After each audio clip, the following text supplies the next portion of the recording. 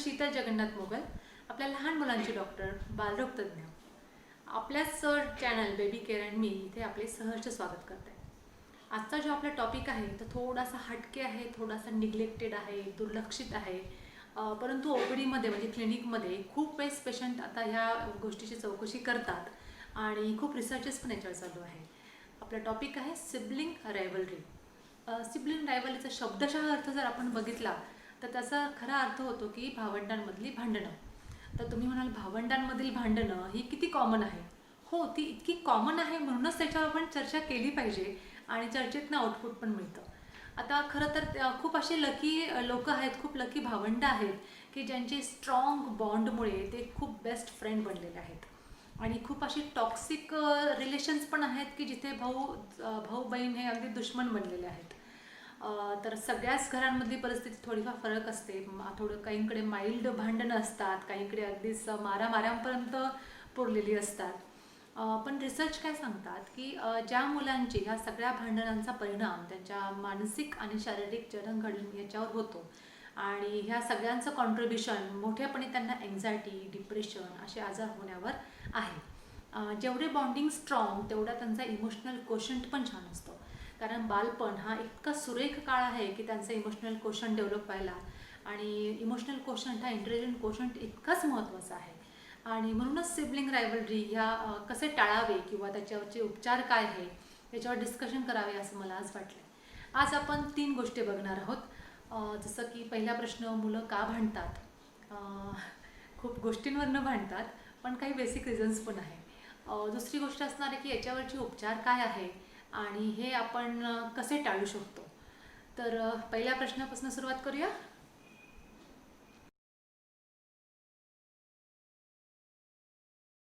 मुलं कशावरून भांडतात.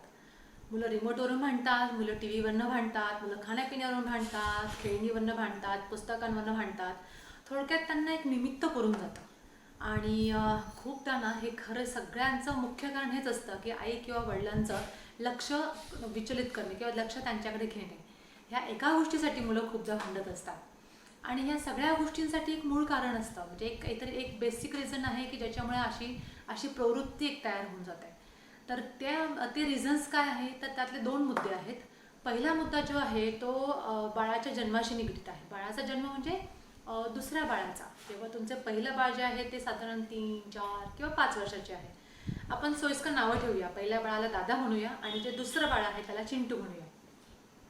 तर चिंटूचा जन्म होईपर्यंत आपला हा दादा एकटाच असतो. 4-5 वर्षाचा असेपर्यंत घरात त्याला सगळ्यांचं अगदी अनडिवायडेड अटेन्शन मिळतं, सगळं प्रेम मिळतं. त्याच्या प्रेमात कोणी भागीदारी नसतं, खेळात कोणी भागीदारी नसतं. आजी आजोबा आई वडील सगळ्यांचा अगदी आखोका तारा घरात छान रमलेला असतो. आणि अचानक त्याला असं लक्षात येतं की अरे 2 दिवस झाले आई हॉस्पिटलमध्ये आहे. पहिल्यांदा कदाचित तो आईपासून दूर राहिलेला असतो आणि आजी बाबांचीही काहीतरी धावपळ चालली आहे. बाबा पण आपले कशात तरी गडबडीत आहेत. आणि ह्या सगळ्यांचं कारण जे आहे ते चिंटू आहे. कारण ते एक बाळ झालेलं आहे, त्या बाळाला बघून आनंदही तितकाच असतो, परंतु ती असूया पण तयार झालेली असते की ह्या बाळामुळे माझं सगळं शेड्यूल बिघडलेलं आहे म्हणून. आणि घरी आल्यानंतर सुद्धा काय होतं ना की बाळाच्या आईला त्या चिंटूसाठी जास्त वेळ द्यावाच लागतो त्याच्या रिक्वायरमेंट्समुळे. आणि याला उगीच आपलं प्रत्येक गोष्टीत उगीच वाटतं की नाही मला यांनी डावलून टाकलं आहे, माझ्याकडे लक्षच नाही आहे, माझ्याकडे बघतच नाही आहे. अशामुळे काय होतं, त्या चिंटूविषयी प्रेम तर असतंच पण त्याच्यासोबत ही थोडीशी द्वेष, असूया, जेलसी, कंपॅरिझन कळत नकळत तयार व्हायला लागतात आणि त्याचे रूपांतर एकेका भांडणांमध्ये व्हायला लागतात. दुसरा जो आहे, दुसरा मुद्दा मी ज्याच्यात म्हणते, दुसरा मुद्दा आहे रोल मॉडेल. आता मुलांसाठी सगळ्यात महत्त्वाचे आणि सगळ्यात आवडते रोल मॉडेल असतात त्यांचे आईवडील. आणि आईवडिलांची पण भांडणंही होतातच की. मग महत्त्वाचा मुद्दा इथे असा आहे की या आईवडिलांची भांडणं कशा पद्धतीने मिटतात. जर आईवडील त्यांची भांडणं मिटवताना डिसेंट वर्ड्समध्ये समजुतीने बसून आणि छानपणे मिटवत असतील तर मुलांना वाटतं दिस इज द परफेक्ट वे. आणि आपल्यातली भांडणं जी आहे, आपल्यातली म्हणजे त्या भावंडांमधली जी भांडणं आहे ती अशाच पद्धतीने मिटवल्या गेली पाहिजे. आणि दुसरं जे असतं, दुसरी जी पद्धत असते म्हणजे काही आईवडिलांमध्ये ही डिसेन्सी राहत नाही. मग अपशब्द बोलले जातात, आवाज चढतो, मोठ्याने बोलल्या जातात, थोडंसं कधी भांडी आपटली जातात, दरवाजे आपटले जातात, चुकून थोडीशी हाणामारीची ही वेळ असते. तर ह्या पद्धतीने ते बघतात त्यावेळेस त्यांना असं वाटतं की दिस इज द परफेक्ट वे. आपल्यामधली भांडणं जी आहे ते ह्याच पद्धतीने आपण निस्तारली पाहिजे. तर ह्या सगळ्या दोलायमान परिस्थितीमध्ये मुलं असतात आणि आजूबाजूच्या संपूर्ण परिस्थितीचा संस्कार पण त्यांच्यावर होत असतात. तर मग अशा ह्या ज्या रिलेशन्स आहेत ज्याच्यामध्ये हक्क आहे म्हणून भांडण पण असतं, परंतु ते कुठपर्यंत आणि त्या भांडणामध्ये कंपॅरिझन, जेलसी, असूया, ही द्वेष यांचा किती समावेश असावा किंवा यांचा समावेश आपल्याला कमी कसं करता येईल हे आपण बघूया आपल्या पुढच्या स्लाइड्सपासून.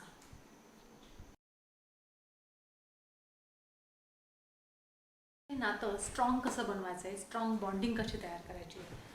दोन सिच्युएशन आपण कन्सिडर करूया. पहिल्या सिच्युएशनमध्ये जिथे चिंटू बॉर्न झालेला नाही आहे, म्हणजे छोटा बेबी आहे, दुसरा बेबी तो बॉर्न झालेला नाही आहे.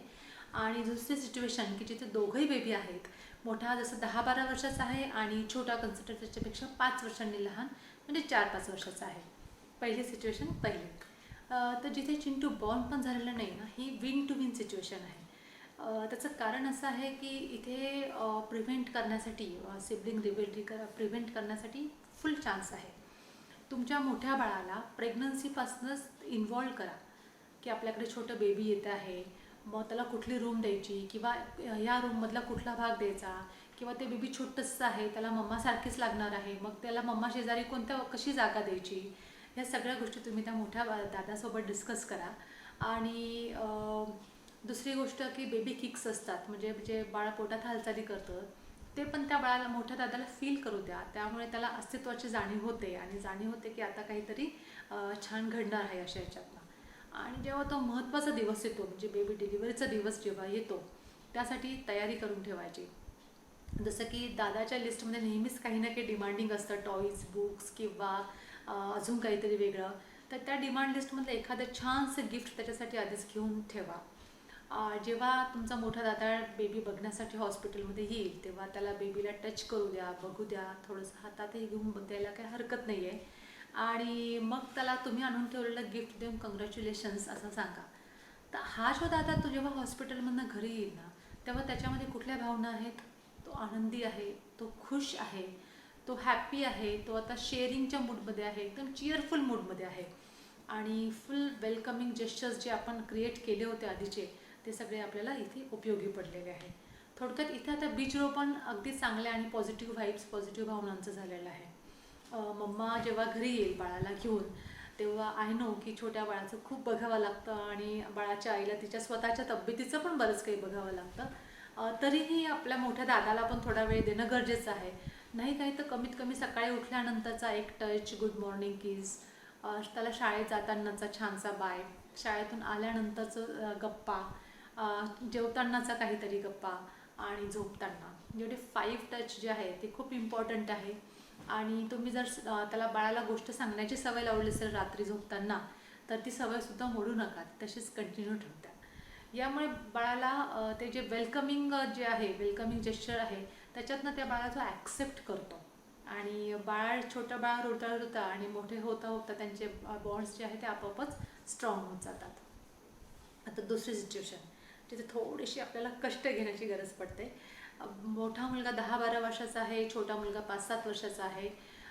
तर अशा ह्याच्यामध्ये पहिली गोष्ट, ज्या मिनिटाला त्यांची भांडणं चालू आहेत ना, तर त्या मिनिटाला इंटरव्हेन करणं जिथे गरजेचं आहे तिथे करायलाच हवं. पण इंटरव्हेन करून फक्त भांडणं थांबवा. डोंट बी जजमेंटल की कुणाचं काय चुकतं आहे, कुणाचं किंवा ब्लेम गेम नको सुरू व्हायला की याचं काय चुकलं, त्याचं काय चुकलं आणि याचं काय नाही झाला, हा ब्लेम गेम नको व्हायला. त्यांना सांगायचं की एका रूममध्ये जाऊन तुम्ही डिस्कस करा, डिसाईड करा कोणाचं काय चुकलेलं आहे आणि मगच तुम्ही बाहेर या. याच्यामुळे त्यांना काय होतं, बऱ्याचदा ह्या मुलांची भांडण्याची एक मर्यादा असते की कधीपर्यंत भांडायचं, जोपर्यंत आईमध्ये पडत नाही. पण लेट देम डिसाईड की आता आपल्याला भांडणं करायचे नाही करायचे. हळूहळू हे बदल होतात. त्यासाठी काय करायचं, त्या बदलांसाठी अरेंज अ फॅमिली मीटिंग. मीटिंग म्हटल्यानंतर मुलांना उत्सुकता खूप असते, कारण आत्तापर्यंत मीटिंग आई करत असते किंवा वडील करत असतात. तर सडनली मुलांची मीटिंग आहे, डायनिंग टेबलवर मीटिंग घ्या, डेट, पेपर, नोटबुक, सह्या प्रॉपरली अगदी ऑथेंटिकली, आणि त्यात डिस्कस करा की भांडणांची जी कारणं आहेत त्याच्यात कशी सॉल्व्ह करता येतील. फॉर एक्झाम्पल टी व्हीच्या रिमोटवरनं जर भांडण होत असतील तर मग टी व्ही टाईम किंवा स्क्रीन टाईम दोघांचा वाटून द्या. याने आत्ता टी व्ही बघायचा, याने नंतर टी व्ही बघायचा, हे आधीच ठरवून टाका. त्या वेळामध्ये दुसऱ्याने काय करायचं याचंही प्लॅनिंग करता येऊ शकेल. अशीच बाकीची नियमावलीसुद्धा करता येते 1 बाय 1 पॉईंट्स करून. ह्या नियमांचं उल्लंघन केलं, जर रूल्स फॉलो नाही झाले तर काय पनिशमेंट द्यायचे हे मुलांनाच ठरवू द्या. त्यामुळे त्यांच्यावर एक नियंत्रण येतं की हे आपलेच थॉट्स आहेत. सो बाइंडिंग पण येतं की आता हे आपल्याला फॉलो करणं गरजेचं आहे. फॅमिली मिटिंग एकदा घेऊन काहीच होणार नाही, फ्रिक्वेंटली घ्यावा लागेल. 15 दिवसात, 20 दिवसात, 8 दिवसात. कुठलाही चेंज होण्यासाठी एक 40 डेज 40 दिवसांचा वेळ आपल्याला देणं गरजेचं असतं. त्या पद्धतीने तो वेळ देणं आहे. पुढचा मुद्दा असा आहे की प्रत्येक मुलगा इंडिव्हिज्युअल असतो. म्हणजे तुम्हालाही माहिती आहे की प्रत्येक म्हणजे तुमचीच मुलं जरी असली तरी दोघांच्या आवडीनिवडी वेगळ्या आहेत. कुणाला स्पोर्ट्समध्ये आवडतं आहे, कुणाला घरात बसणं खेळून आवडते, कुणाला फिरायला आवडतं आहे, कुणाला खाण्यापिण्याची खूप जास्त आवड आहे.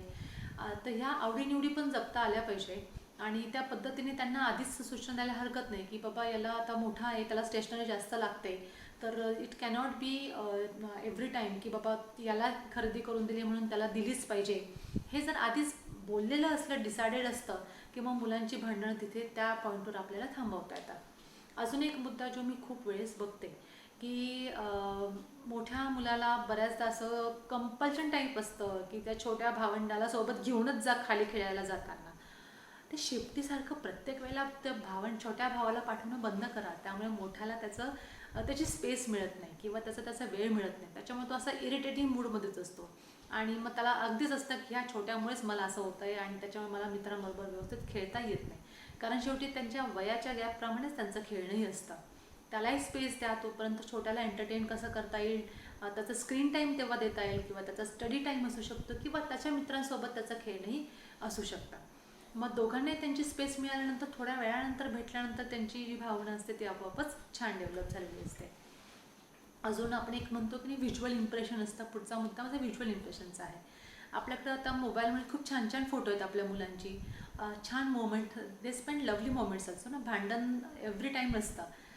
त्यांचे छान मोमेंट्सवाले जे फोटो आहेत, गळ्यात हात घालून एकमेकांकडे बघत हसताना, तसे फोटो प्रिंट आऊट काढून त्यांच्या रूममध्ये लावा. ते जेव्हाही बघतील तेव्हा त्या बॉन्डेड फोटोकडे बघून बघून व्हिज्युअल इम्प्रेशन डेफिनेटली चांगलं होतं. त्यांच्याशी बोलताना नेहमी त्यांचा उल्लेख असं, जसं काही खेळ चालू आहे तर टीम बनवताना बहीण भावांची टीम, भावा भावांची टीम अशी टीम बनवा, अगेन्स्ट यू पीपल. म्हणजे तुमच्या विरुद्ध त्यांची टीम बनवा. म्हणजे त्यांना ऐकायला असं असतं की हो हो ही आमची टीम आहे, आमची टीम आहे, आमचा टीममेट आहे. मग हळूहळू त्या टीममेटच्या भावना जपून करता करता भांडणांमध्ये आपोआपच कमी येऊन जाते. तर हा एक फार महत्त्वाचा मुद्दा आहे जिथे आपण ऑडिओ इम्प्रेशन त्यांच्यावर टाकतो, व्हिज्युअल इम्प्रेशन त्यांच्यावर टाकतो, सगळ्या रूल्स आणि याच्यावरनं त्यांच्यावर बिहेवियरल इम्प्रेशन अशा याच्यामध्ये टाकतो. तर मला असं वाटतं की ह्या सगळ्या मुद्द्यांनी तुम्हाला एक छान अपॉर्च्युनिटी मिळेल की भांडणं करणारे तुमचे जे मुलं आहेत त्यांना प्रेमळ भावंड कसं बनवता येतील. आणि भावंड असल्यामुळे आय टेल यू की त्यांच्यातलं नातं इतक्या पटकन स्ट्रॉंग होऊन जातं आणि then they becomes the best friend. आणि आत्ता माहिती आहे, आत्ताच्या काळामध्ये जिथे आपल्याला एक म्हणतो ना की इमोशनल आउटलेट पाहिजे, तर we need someone to talk about. तर तो समवन टू टॉक अबाउट जर सिबलिंगच असेल, भावंडच असेल, तर that is the best thing I guess. कारण सिबलिंग्सलाच एकमेकांबद्दल सगळीच माहिती असते. तो एक चांगलं गिफ्ट पण आपण त्याद्वारे मुलांना देतो.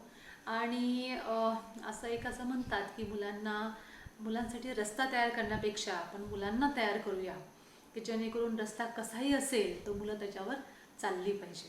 तर ही इंडिपेंडन्सी त्यांच्या स्पेसमधनं पण त्यांना ॲटोमॅटिकली देतोच.